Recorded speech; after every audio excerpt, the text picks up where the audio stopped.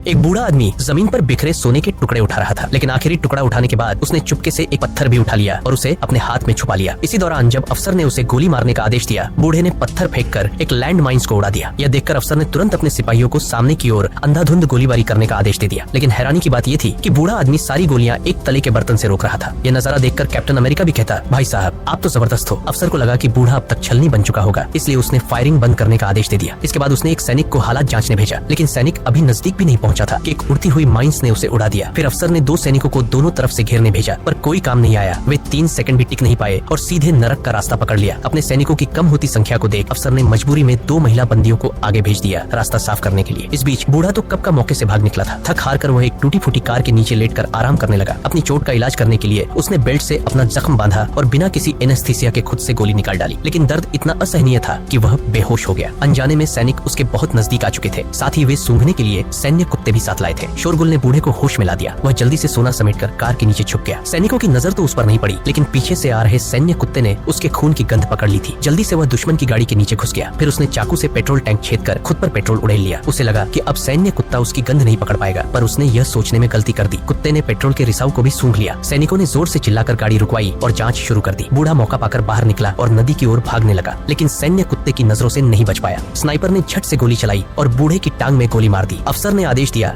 कि बूढ़े को जिंदा पकड़ा जाए और कुत्ते को छोड़ दिया। कुत्ता तेजी से दौड़ता हुआ उसकी ओर बढ़ा, लेकिन बूढ़े ने बिल्कुल ठंडे दिमाग से माचिस जलाई और अपने शरीर पर पेट्रोल को आग लगा दी। कुत्ता डर के मारे वहीं रुक गया। बूढ़ा जलते हुए नदी की ओर भागा। सैनिकों ने उस पर ताबड़तोड़ फायरिंग की, मगर वह फिर भी नदी में कूदने में सफल रहा। सोने के भार से वह जल्दी से नदी के तल में डूब गया। तैरना न आने के कारण सैनिक उसे पकड़ नहीं सके, लेकिन आधे घंटे के भीतर ही बूढ़ा पानी के नीचे ऑक्सीजन खत्म होने से ऊपर आ गया। जैसे ही वह सतह पर निकला, स्नाइपर ने उसे गोली मार दी। लहूलुहान पानी देखकर अफसर ने गोताखोरों को सोना निकालने भेजा, पर जैसे ही गोताखोर नीचे गया, बूढ़े ने उसकी गला काट दी और उसकी ऑक्सीजन खुद ले ली। नाव पर मौजूद सैनिक खून देखकर डर के मारे कांपने लगे। फिर भी अफसर के आदेश पर उन्हें पानी में कूदना पड़ा, पर 2 सेकंड भी नहीं हुए थे कि पानी फिर से लाल हो गया। डर से कांपते सैनिक भागने लगे, पर उनमें से एक को अपने ही आदमी ने गोली मार दी। हैरत की बात यह थी कि गोली लगने के बावजूद नाव चलती रही। स्नाइपर ने भारी मशीन गन से फायरिंग कर दी, लेकिन बूढ़ा इस बार फिर मरे हुए सैनिक का सहारा लेकर बच निकला। अफसर लाचार खड़ा सब देखता रहा। इसी बीच बूढ़े का कुत्ता भागता हुआ वापस आया। अफसर को उससे बूढ़े का पता लगाने का नया तरीका सूझा।